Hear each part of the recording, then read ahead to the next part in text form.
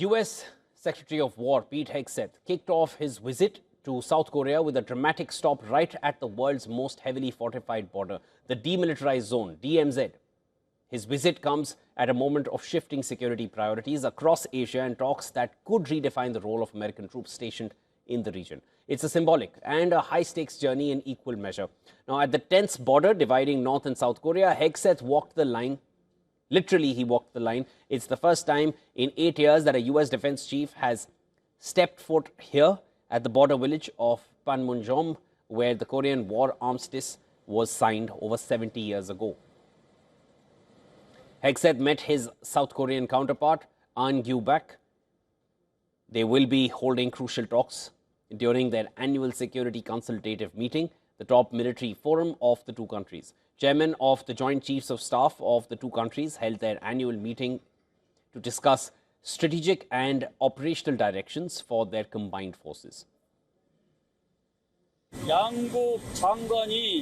He added that the very fact that the ministers of both countries came directly to Panmunjom is the most symbolic thing for the ROK-US alliance, and that he is satisfied that the two countries are operating while building a firm combined posture more than at any other time.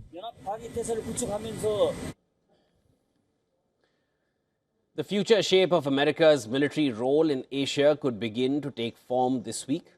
At stake is Washington's push to give its 28,500 troops in South Korea a more flexible regional mission that could see American forces operating beyond the Korean peninsula, responding to broader threats, including defending Taiwan and countering China's growing military reach.